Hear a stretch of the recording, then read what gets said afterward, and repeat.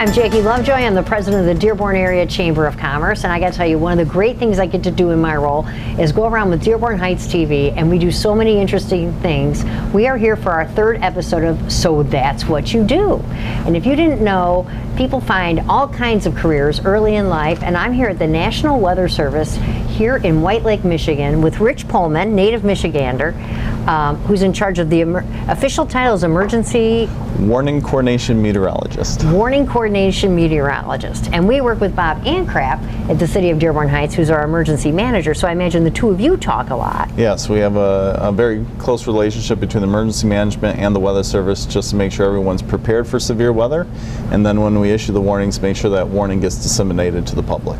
Very nice. I have to say, walking around, this is just as high-tech as you would expect, and you give tours to the public for anybody who's interested. Yeah, any group. We do a lot of scout groups, Boy Scouts, Girl Scouts, and really any civic group that wants to come out here. We're a little bit of a small office, so we're limited to about 25 people in a tour group, and we do have to schedule in advance, about a month in advance, but yeah, we're open for tours.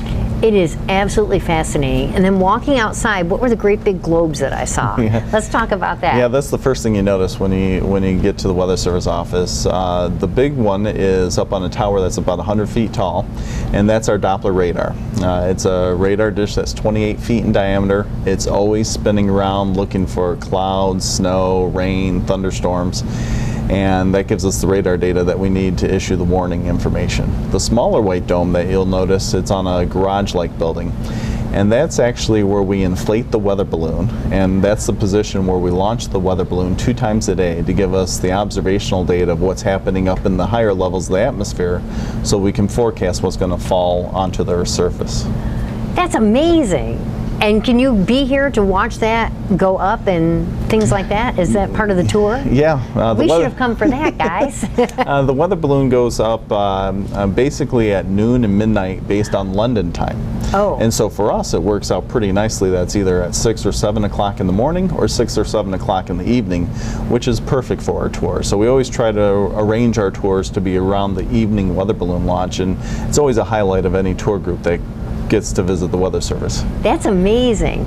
So Rich, native Michigander, you've been with the National Weather Service since 1992. That's correct. Tell me a little bit about growing up and how'd you fall in, did you know from early on you wanted to go this route?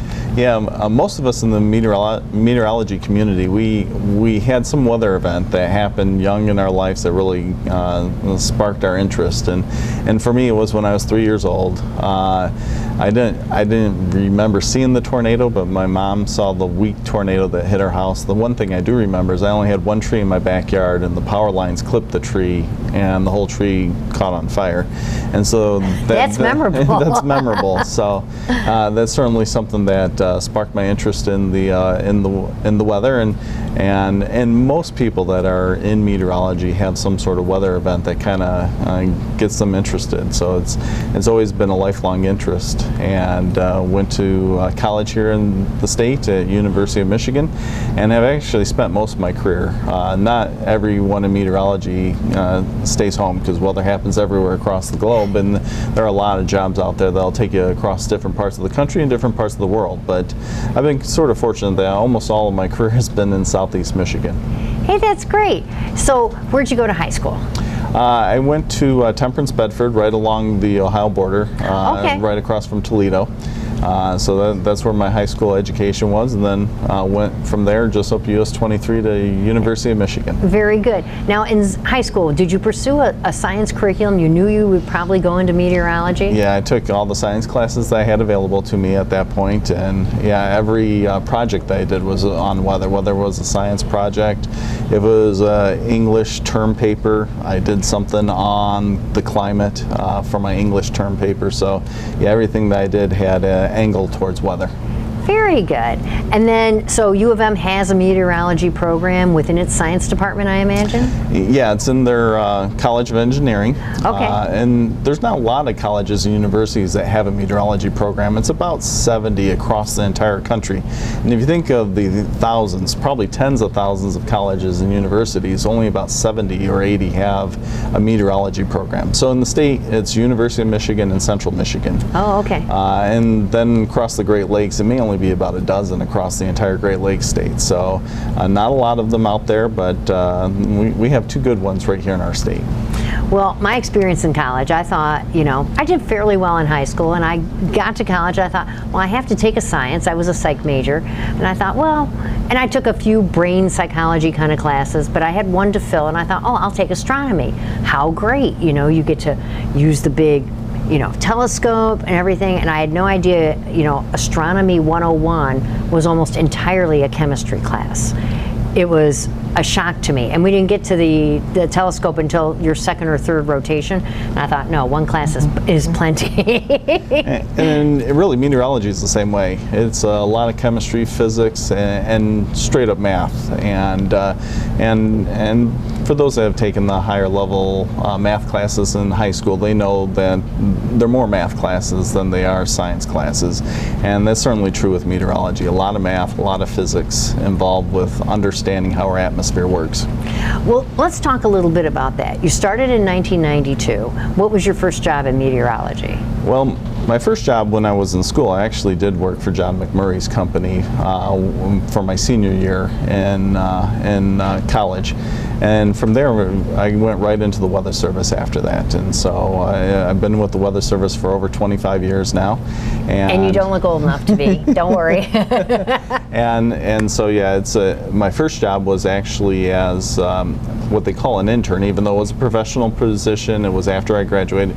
It's just our beginning position, how they label it in the Weather Service. But I was an intern at the old Weather Service office up in Flint before the Weather Service modernized.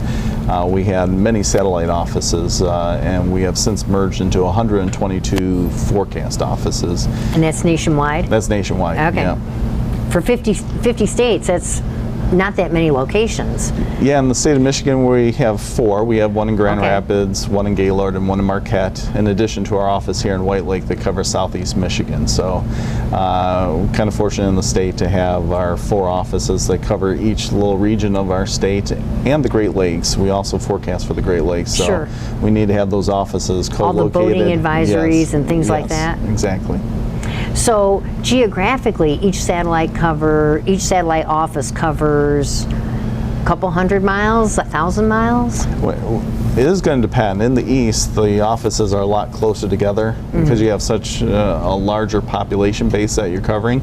Out west, the offices are a little more sparse. It's a little more open country out west, and they're going to be located in the cities out west, so they have a much larger area to cover, but maybe not as much population as what the eastern offices. So it's a balance between how much area you cover along with how many people you're trying to serve with your watches. People and geography. Yeah, that's right. Okay, that's great. So 92, you started as an officially titled intern, but a real job. Yeah. And what did your day-to-day look like? Back in those days, we would be issuing warnings if needed. That was probably our most important job at the Flint office, and we would just cover the Flint and Saginaw areas. But then the second duty was really just taking observations, making sure the weather radio was up and running, giving information on the weather radio. And this was really before the internet when I first started, so there was no internet. Isn't that present. horrifying to say? Yes. I know, before I had a cell phone. Right. No, really no cell phones, no internet. And no so, GPS. Exactly. We did everything on maps. That's right. And so, I was taking observations once an hour. I was actually making a manual recording on the weather radio. The weather radio now is all automated, which helps with warnings. It gets the warnings out there quicker. But I was making recordings on the weather radio and taking observations, and if I needed to, I would issue a warning. That is so cool. So you're with, National Weather Service, 25 years. At one point, you were in Tennessee. How'd you come up through the ranks? Let's talk about that. Yeah. So after the intern, the next position was the journeyman forecaster, which I did here at the White Lake office in the mid-90s. And from there, I went on to become a lead forecaster in Tennessee. And so it was a great experience to learn about weather patterns and talk to a whole new group of people about weather preparedness. I've always had this interest in weather preparedness and talking to people, and which is the role I fill now. And so at the Weather Service is a great opportunity to continue to do research if you're into research. If you want to do outreach and talk to people about weather safety and preparedness, you can do that in any level of the Weather Service. As an intern, as a forecaster, as a lead forecaster, there's a lot of opportunities to get out and talk to people, or to do the research, or to do the computer work to make our lives easier here. There's a lot of opportunity to do those extra duties that you're interested in, and I had that opportunity in Tennessee as a lead forecaster to go out and meet with a whole new group of people to talk about weather safety. So you did a lot of that, I imagine, in grade schools, different high schools. They have a couple colleges with meteorology programs. You had to be a hot commodity. Well, I certainly in the weather world. Yeah.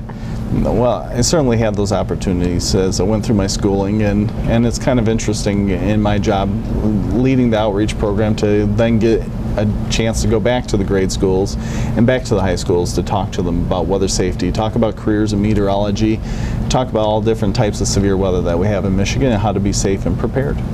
That's wonderful. That's great. So you're here. You're the emergency liaison to the media that covers everything. Talk about your process. How do you get, I know we have computers, you have email. What's your best vehicle to get it out there to people like Bob Ancraft, the emergency manager for Dearborn Heights? What's your methodology? Something's coming to town, a bad snowstorm, a bad tornado.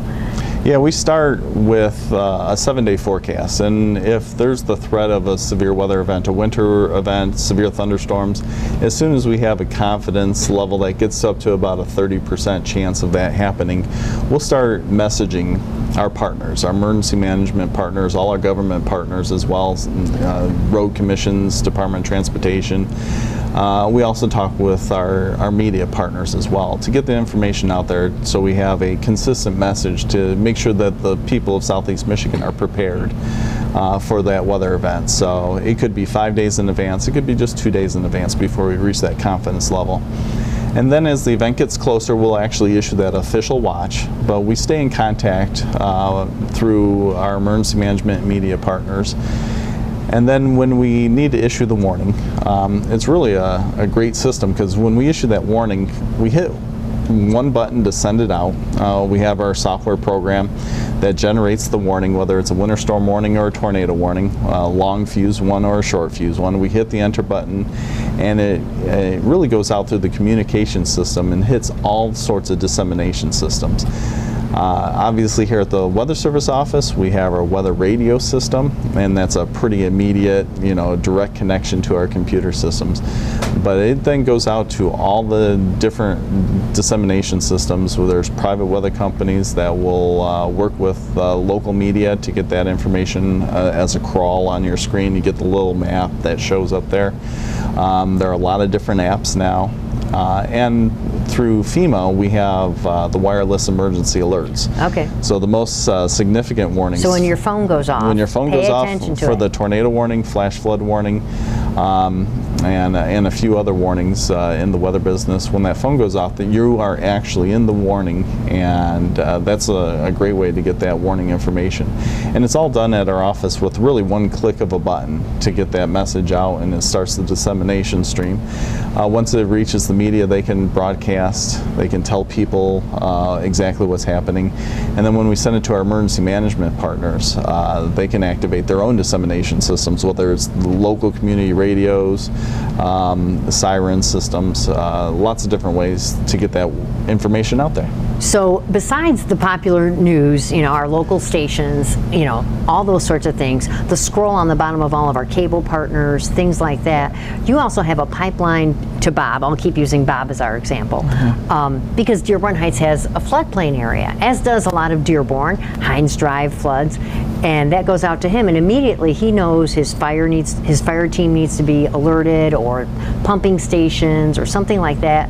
Drains have to be checked, things like that. Yeah, we also work in river flood warnings, or the flash flood warnings, for when we have those thunderstorms that drop a lot of heavy rain. River flood warnings are more for when we have widespread rainfall, maybe in combination with snow melt, that leads to all the water filtering into the river system, and there's a little bit of a lag before those rivers start to go up compared to a flash flood. But yeah, our hydrology program is really the same way. We hit the big enter send button, and it goes out to all the media partners, all the emergency managers, and it goes directly to the weather radio. So if you do live in a floodplain, you can program your weather radio to get those flood warnings, to make that alarm sound to wake you up if it happens in the middle of the night. Okay, one of my neighbors has one of those radios that just kicks on when something goes on. So that's here at this station. That's Dan Costello, is that right? And Danny Costello is our hydrologist, and he's local from Dearborn or Dearborn Heights, right, guys? That's right. Yeah. And so yeah, he's our hydrologist, our expert in the field of hydrology. We only have one hydrologist, and not every office actually has a hydrologist on staff, so we're lucky to get that understanding of hydrology, and he can also train the meteorologist on the principles of hydrology. Certainly going through school, I didn't have any hydrology classes. Some meteorologists have, many haven't, and so by having a hydrologist here on staff, we're trained on those principles so that we can issue the accurate and timely flood warnings that we need to have if Danny's not here at that time. Can't be here 24/7. It's kind of like another doctor. It's like, well, I'm not an orthopedist, but I'll set your broken arm. Yeah. Okay, that's great. So, talking about all this, were you ever drawn to the media? Is everybody who's on TV forecasting the weather, are they a meteorologist like you? They've come up that way? Many of them are. A lot of times it depends on the TV market. It just depends on who has been hired. Sometimes they are meteorologists. Other times they've just gotten into the weather part of the broadcast from their broadcasting career. So it all sort of depends on who the individual is and how the station and how the overall TV market wants to hire their folks. But they are in 2018. If they are broadcasting weather, they're going to have quite a bit of training on the principles of meteorology and trying to get that information out to the public. If it's our life-saving watches and warnings, they're relaying that information. They still have the biggest microphone. As diverse as media is, they still have the biggest microphone and speaker to get the word out there for people to be safe when it comes to severe weather. Well, I've heard both stories of meteorologists on TV. I heard, and I wish I could tell you who it was, a local weather forecaster said something like, "No, I'm a newsman." Wait a minute, how much does meteorology pay? I'll forecast the weather. And then somebody like Al Roker on the Today Show, when we went through the polar vortexes a couple of years ago, he pulled out one of his old textbooks. He goes, "No, polar vortex is nothing. It's in the textbooks from," and I think he said like 1965. Oh yeah, it's a term in meteorology that's always been around, and it's always been there, and it's just because of the way that the Earth spins and the way that weather happens on the Earth, the way it's all designed. And so, yeah, it's always been there. It's always been part of meteorology. And Al pulled out the old textbook to just kind of hit that point a little harder. It was fascinating. It's like, oh my gosh, he's not just a happy guy on TV. He went to school and learned this. And that really opened my eyes to like, wow, this is a huge science field that is a lot of times unsung to people coming up, because I come from 15 years at Davenport University, and they never had a meteorology program. But the things you're exposed to in the educational world and the untapped markets, and in my role at the Chamber, the things that people do for a living is always fascinating. It's like, wow, it's absolutely fascinating, because you always hear the story, unfortunately, and not to pick on dentists, but the poor dentist who gets up 20 years in and he's like, I hate being a dentist. But so many interesting things, and the weather changes Yeah. So it has to be interesting.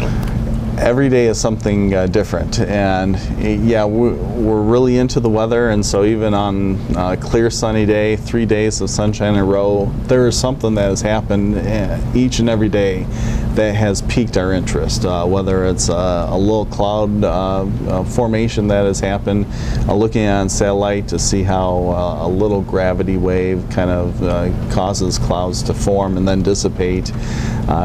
While the day is mostly sunny to everybody else, we're looking at something pretty interesting on satellite that has sparked our interest, and that happens every day.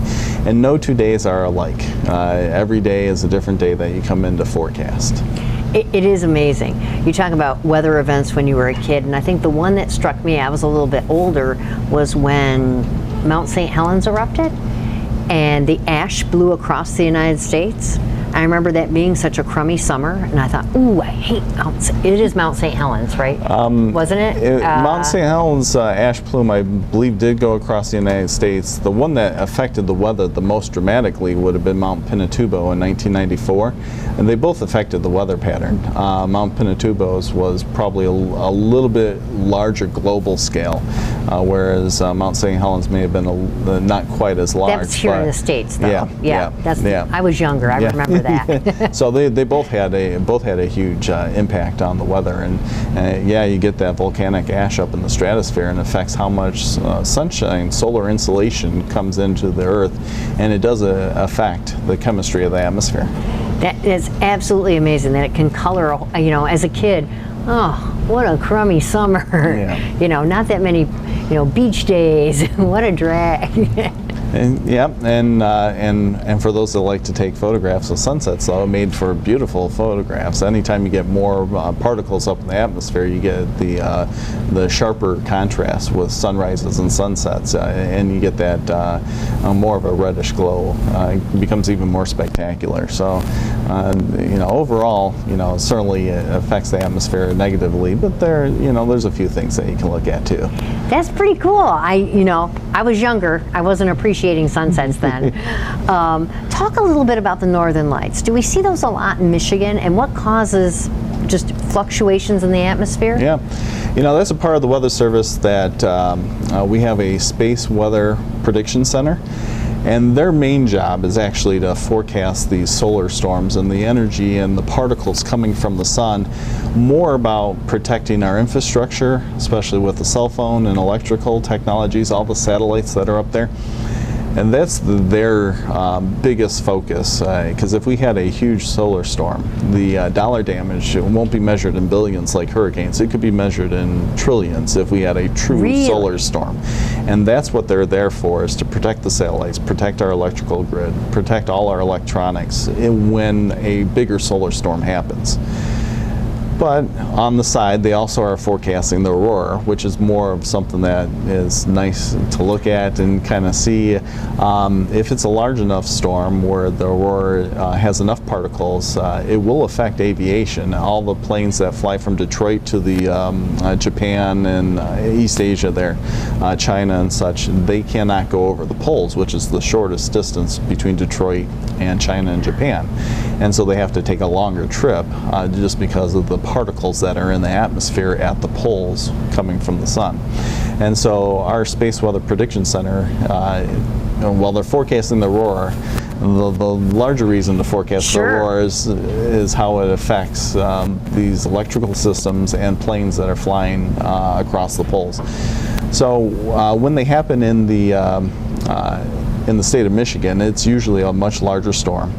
And we do have to have, it helps to have the longer nights during the winter time.